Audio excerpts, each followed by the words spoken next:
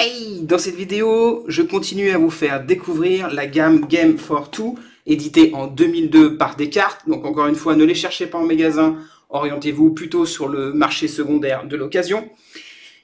Je voudrais porter un focus, cette fois, non pas sur Gary Ben ni Drake and Drake, mais le dernier de la gamme, Tony and Tino, tous sortis en 2002. Alors, Tony and Tino, qu'est-ce que ce jeu nous cache? Toujours le même format. Un petit bouquin de règles sur 6 volets, facile. Un petit plateau de jeu, hop, représentant la ville de Chicago. Nous aurons également, hop, des petits billets, des tuiles, hop, formant des petits billets de valeurs différentes. Nous aurons des personnages pour le joueur bleu, des personnages pour le joueur violet, tous numérotés de 1 à 3, représentant leur force.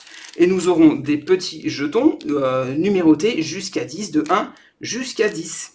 Nous aurons également pour ce jeu 2 paquets de cartes, cette fois identiques, fini la symétrie, mais bon, toujours des cartes de coups fourrés avec Bruno Catala, un deck pour le joueur bleu, un deck pour le joueur violet, qu'on va mettre ici.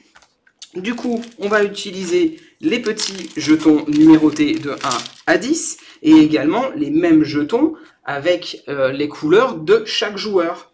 On va mélanger d'abord les jetons de chaque couleur. Hop, ici, on les mélange et on va les disposer, hop, un peu au hasard comme on veut, sur le plateau de jeu. Hop, ensuite, on va prendre tous les jetons qui sont comme ceci, et on va les placer sur chaque intersection. Alors, j'essaye de le faire rapidement. Hop, hop, hop. Je vais pas tout faire, mais c'est pour vous montrer l'exemple. C'est très important, parce que tout le sel du jeu vient de là. Hop, allez.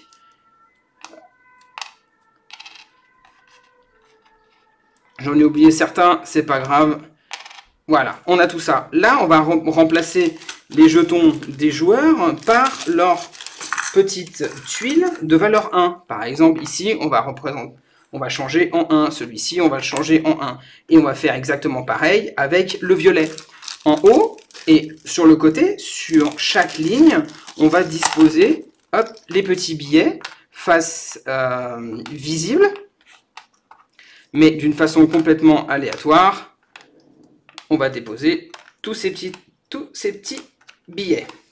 Le but de tout ça, c'est d'engendrer le maximum d'argent avec les contrôles de rue.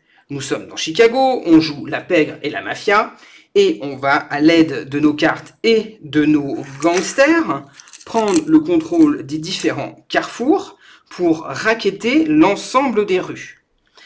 Au début du tour, on va prendre 3 cartes et 2 personnages de notre pool de personnages au hasard. On va les retourner et va commencer notre tour. Au début de notre tour, parmi les 3 cartes, on va soit en défausser une, soit en jouer une. Imaginons, on joue celle-ci.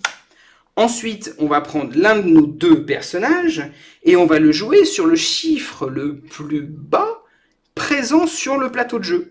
Ici, c'est les 1. Ici, ici, ici. C'est à la discrétion du joueur. Donc, pour l'exemple, hop, je vais prendre celui-ci et je vais jouer le 0. À la fin de ce tour, on recharge aléatoirement l'un de ces 2 gangsters et on prend une autre carte du paquet.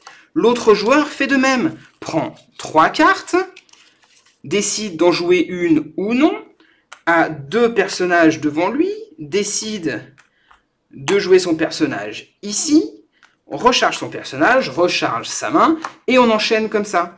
Les paquets sont de 12 cartes, donc vous l'aurez compris, il y a 12 tours de jeu. Comment gagne-t-on à ce jeu? Eh bien, c'est en créant des lignes.